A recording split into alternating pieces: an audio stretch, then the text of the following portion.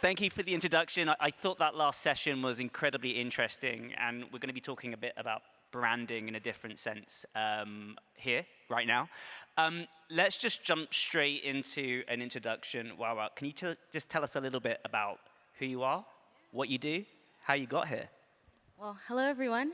My name is Wawa Gatheru. I'm so excited that I get to chat with you. I've looked up to you and admired the work that you're doing for the past couple years, so this is very surreal. So as was introduced before, I'm a Gen Z climate advocate. I've been in the climate movement for the past 12 years of my life, and I'm really passionate about making sure that our movement ecosystem, our workforce, is truly made in the image of all of us, and that all people can see themselves as part of the climate solution. I grew up in Connecticut. I started out as a youth climate activist, bringing my friends to the state capitol and busing in over hundreds of students to really talk to legislators about the importance of integrating climate literacy within the K-12 system. In Connecticut, became one of the first states in the nation to require climate into the K-12 system, which is really cool. I ended up doing a lot of different work and found myself at Oxford, where I was doing research on the experiences of women of color in the climate space, which really grounded my work in my nonprofit, Black Girl Environmentalist, which is a national organization really addressing the retention and recruitment problem in the climate ecosystem for emerging climate leaders of color. Outside of that, I wear a lot of different hats. One of the ones that I'm most proud of is over the past couple years, I've been able to be a member of the National Environmental Youth Advisory Council, which was the first ever federal advisory council solely for youth in US history. Funny enough, it actually is still it's still around, though no one's answering our emails. And I also sit on boards of some of the largest, most influential environmental organizations in the country, like Earth Justice and Greenpeace USA. Brilliant, thank you. We've only got 20 minutes to talk this afternoon, and we've got so much to talk about, so I want to jump straight into the meat of the conversation here. And I want to talk about DEI. And I feel, as someone who has spent several years running Climate Week NYC, you know, I worry about, are we not allowed to say the C word, climate, anymore? And DEI, I think, is being more severely targeted in many, many ways. So let's just intro with that. What are you seeing on the ground? I think it's really important for us to really ground the conversation and any conversation about DE&I within history. I'm a history buff, so I'll give you a little rundown. So if you go back a couple hundreds of years, not even that far back, to Reconstruction era, that was one of the first times that we saw an anti-DE&I rhetoric really come front and center. That was a time after the Civil War where you had Black families who are now free, who weren't able to access housing or employment. So Congress did what? They passed the 14th Amendment, which is supposed to provide Black Americans with a path to citizenship, or specifically Black men, as well as equal protections under the law. Did that happen? Not necessarily, but Reconstruction era saw a lot of wins for the Black community and other communities of color. Then we go a little bit further in history to where the Civil Rights Movement, right? 1950s, you still have Black families and other families of color who still aren't getting equal access to housing opportunities and workplace opportunities. And so what happened? We saw the passage of the Civil Rights Act, which was really trying to hone in on workplace discrimination. And that was actually one of the first times that we saw a plethora of lawsuits actually persist, where you had folks, many Americans, who felt as though policies like this would actually provide Black people and other people of color preferential treatment in the workforce. Then we go to a little further out, Reagan administration, we saw the emergence of, terms like anti-white racism, reverse racism, things of that sort. That was the first time that we saw a presidential administration actually go after affirmative action. The Reagan Justice Department actually brought affirmative action to the Supreme Court, and funny enough, they rebuked that case. And now, where are we now? Well, actually 2020, racial awakening, we saw around $340 billion that were committed to racial justice by companies around the world between 2020 and 2022. And just 5 years later, we now have an overturning of affirmative action, and we have this anti-DE&I rhetoric that is taking front and center stage in our mainstream narrative, and we're seeing the very companies that committed that type of funding withdraw. So it's interesting, but it's important for us to understand that history is cyclical. These things happen, and even though we're here right now, that doesn't necessarily mean that that is the future that we have to commit ourselves to. How that looks like in the environmental space, I mean, you know how it is. Right now, particularly for nonprofits, individuals who are activists, as well as folks who are employed in the federal government, it is pretty dismal. We all know, people who work in the climate space, at least 5 people who have had their positions terminated, whether it's at the EPA, whether it's at any agency, to be honest. We've seen organizations in the environmental space whose #1 goal and #1 thing that they do is to safeguard our planet for our communities, for our children, have federal grants that have already been awarded to them, have their funds terminated. So there's lots of really hard conversations being had by, again, the folks who've dedicated their lives to protecting our planet, and people who are questioning whether or not they're going to be able to continue to do their work in this space in the next 12 months. So it's dismal, there's lots of question marks, but I think we can also lean on history a bit to understand how people have previously dealt with these circumstances. I think, let's be a bit frank about the sector that we work in, that we all work in here. I read an article which you wrote in Glamour magazine, which essentially was sort of calling out the elitism of the climate movement. And I have to say, coming from England, coming over here, been working in it for sort of a decade, hadn't gone to university, I really, really see it too. It does feel elitist. But when you look across the 1,000 plus events at Climate Week NYC and the activism on the streets, when you look at the wildfires in LA, which are affecting people who are not rich, when you look at environmental justice as an issue, which was about some of the poorest black communities having toxic loads dumped on them because that's where you could get away with it. The issue of climate isn't elite, but it's coming across as that. Who should take responsibility for that, and how do we tackle that as an issue? Ooh, that's a big question. Sorry. And I think this is a situation where it's like values versus narrative. When it comes down to the values of what environmentalism is all about, it's something that anybody across the aisle can get behind, right? We want to make sure that our communities are healthy and not just surviving, but thriving. But then it comes to narrative. The environmental narrative has, over time, the past several decades, as we talked about, over-relied itself on fearing people into action, doom, gloom, which is a losing strategy. And so I think this is where, we have a responsibility as folks in the climate space, folks who are in marketing, folks who know how to shape and package a narrative. We have a responsibility to tell the story of environmentalism and sustainability, not just from this optimistic and hope-ridden thing, even though there's tons that we can hope for, but from a truthful end as well. We don't have to rely on the apocalyptic, doom-ridden narratives. And if we lean into talking about the values that connect us, I think we have a stronger argument to make around building the strongest climate team possible. So it's more fun if we don't agree on everything. So let's try and find something we might disagree on. There's something we picked up on just outside before this. I heard earlier today the call to make climate change sexy. And I think you agree with that sentiment. And certainly at Climate Week NYC for many years, I felt trying to make climate change cool was certainly #1 of my jobs. I'm more of the mood, though, that actually what we really need to do is make it boring. Make it so boring you just assume it's the right thing and you look like an idiot if you're not doing it. But I want you to put forward the case for why should we be making climate change sexy? I mean, here's the thing. A part of it is personal, which I didn't share with you. So I was a weird kid talking about the melting ice caps and polar bears, and everyone was like, okay, weird climate girl. And now people are talking about climate justice, and I'm like, okay, it's a win, but it's also not a win because I would have hoped that we're not in this circumstance. But here's the thing. Climate to us is sexy, and I think a lot of people in this room, sustainability, environmentalism, it's sexy because why wouldn't it be, right? It's sexy to want to protect our planet. It's sexy to want to be able to dream up a world better than the one that we have today.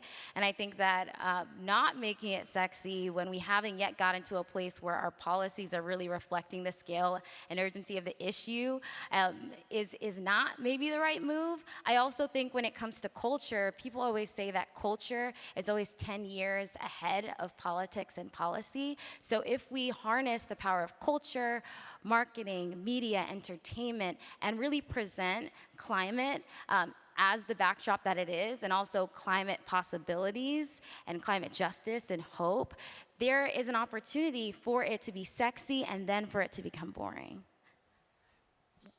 We talked earlier on about DEI or DE and I. There are so many acronyms in the NGO world, with NGO obviously being one of them. And I find myself sometimes defending an acronym as opposed to defending the values that's behind it. And it's really interesting at the moment when you look at the current political environment. There are things like clean air, clean rivers. These are Republican talking points that everyone in this room agrees with. And sometimes, net zero, we're so much, this is the right thing to do. We defend the branding we've created for themselves. We've just followed a session on branding. We have created brands around these issues and these values. And sometimes we can sleepwalk into protecting those brands we've built and not protecting the impact we want to have. What's your reflection on that? And how would you suggest people can make sure they're sticking to the issues and the actions at hand, and we don't accidentally sleepwalk into protecting these brands which are just there to serve a purpose? I mean, the bottom line is that we want to push forward just climate solutions and have climate justice be at the forefront of our minds, socially, politically, whatever arena that you're in. And I think that if we're going to get there, we have to understand that we have to shift our narratives. And I think a part of that is like letting go a little bit of the environmentalist ego and really making sure that we're creating a space that other people see themselves in. It's really interesting because my academic advisor in grad school, her research was actually talking to farmers in the Mississippi Delta and seeing how different terms activated them. So for example, she would talk to a certain group of farmers about water quality and then another group of farmers about water pollution. She'd be talking about the same exact things, using the same exact messaging, but those were the two terms that she was differentiating. And what was so interesting is that you would have a group of folks that heard the term pollution, and now it's about government role, regulations, et cetera, now larger conversations than what was actually at hand versus quality. When she talked about quality, everybody was on board. Okay, yes, of course, we need the water, the quality to be at this rate so we can do this, X, Y, and Z. And so that's a really good example to where she shared that story to me and shared her research, and it was a big light bulb moment of actually, we just need to be very clear and not rely on the buzzwords, because unfortunately, sustainability, climate, environmentalism, we are a space that is ridden with buzzwords because so much of the information in science is hard to understand, and we have to just figure out ways to break it down. And that's why climate communicators are so important, because that should be their job and is their job. I'm sure we're not the only two people in this room who have spent many weeks in conversations and in meetings talking about what to call things now. It's not green jobs, it's jobs, not the green economy, the economy. We're talking about energy independence. We're talking about community, perhaps, instead of environmental justice.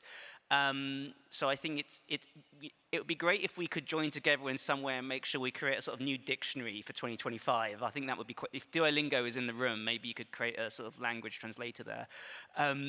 But on that point of looking at the difference between awareness and action, I'd love to explore that a bit more, because we both work in areas where, touch wood, getting awareness is sometimes quite easy, especially when you see at large moments like Climate Week NYC.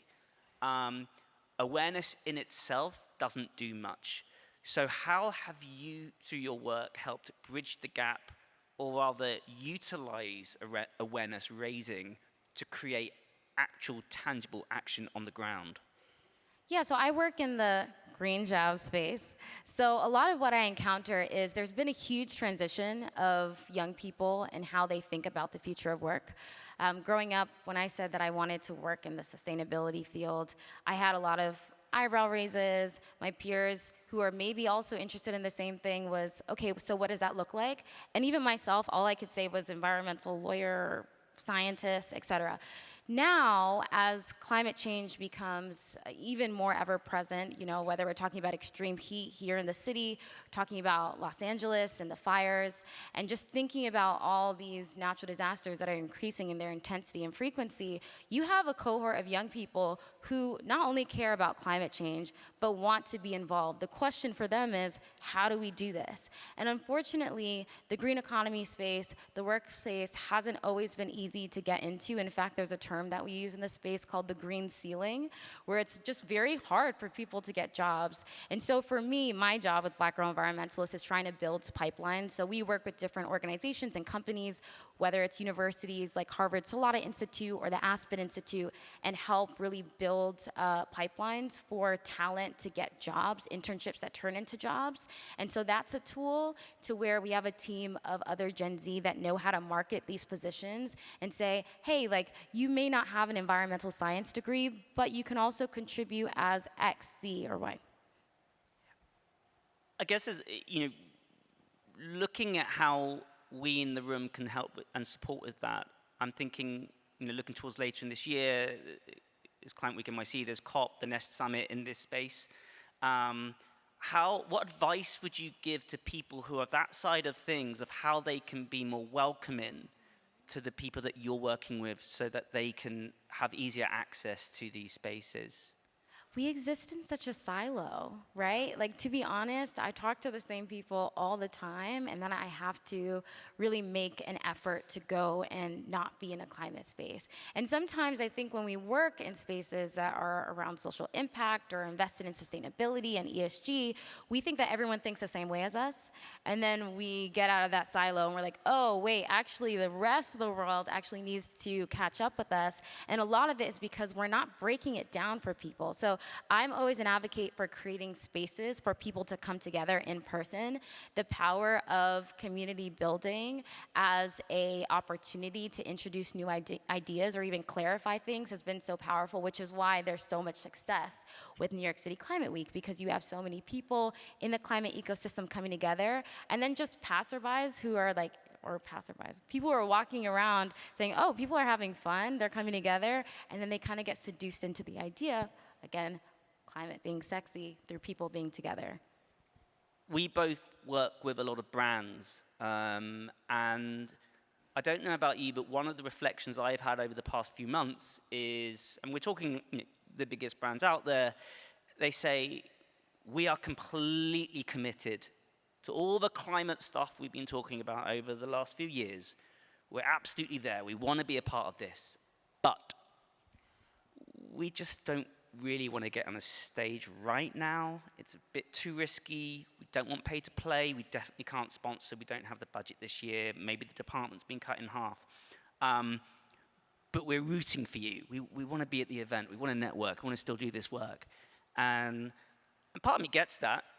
If you're told by the boss that's what you've got to do to keep your job, you've got to go with it. Part of me also thinks, if enough people keep doing that, when you come back to us in 2 or 3 years' time, because as one of the presentations earlier on said, private partnerships of nonprofits is the best way of moving this work forward, we might not be here anymore. So what message would you say to those corporate organizations on how to get over that sort of shyness? Yeah, again, I get it. There's a lot of fear, even within the spaces that we work in. But if we're being completely honest, if we want to go to case studies, if we want to go to examples, there have not been companies, it's specifically nonprofits and federal workers who are really bearing the brunt of this issue. If you are not in those two categories, the attention is not on you, so you can keep going. Truly, the threat has not reached you, and it might not ever reach you because people, even the forces that be, may not necessarily see you as a threat in bringing these conversations around sustainability and climate to the mainstream. Use that to your advantage. That's your upper hand, and this is the time to double down. And I think something that's really interesting is that in our space, we have lots of conversations about the state of climate philanthropy. People don't know that climate is the least funded issue out there, which is absolutely wild. I hope that changes. 2%. Yeah, 2%. And then if we go into women-led organizations, organizations led by people of color, youth-led, it's just dismal, right? But what we've seen even in our work is corporations and companies have been the ones to often step up to allow us to do some of the work that we have to do. And so there is this emergence of new age climate philanthropy, of companies and corporations really being the ones that can really bring our movement forward. I completely agree with that. And I think it's really interesting to see some organizations be really brave at the moment, or some really unexpected places. I noticed a story a couple of weeks ago where JP Morgan have come forward and said, we're sticking to this because our chief risk officer says we need to do it for financial reasons. And so maybe we might be changing the narrative and the language, but actually finding a way through is what we need to get to. I want to ask one more question because our time is nearly coming to an end. It's counting up. It's come to an end, but I'm still going to ask it. We were chatting earlier on about, sometimes you feel like people only read bad news stories and not good news stories. But I was speaking to a very senior journalist last week, and I was asking, what's the difference in the hits you get on a good news story and a bad news story? And he said to me, the good news stories get more hits. My editor tells me to tell more good news stories. I just can't find that many good news stories. So I wonder, looking at the sectors that we work in, what's your experience in telling good news stories? What's the reaction you get when you talk about success? Should we be doing that more? Yeah, good news stories is sexy. The elephant in the room, yes, is like anti-D&I. The other elephant in the room is that we're all not okay. Like every conversation I have with someone, we kind of just cut to the chase. Look how much grayer I am than in that picture there. No, I feel like those photos where you see presidents before and after their administrations, that's me in the past 6 months. But I mean, here's the thing. I think that this goes back also to your question about awareness and action. People like good news stories, but the good news stories that do really well is solution-based journalism. It's when you introduce this issue and you introduce solutions that are already happening around the world by everyday people that are not any more special than you and are doing the things and making sure that we are living in a better world. And I think when people have access to good news stories that present us with the reality that we also can contribute to, it's very empowering and allows us to see ourselves as part of the solutions and not just, read the story, feel good for a couple seconds, and then doom scroll. Well, I've enjoyed having this therapy session with you in front of a few hundred people. I think that's a really great note to end on. So, Wawa, thank you so much. And thank you, everyone.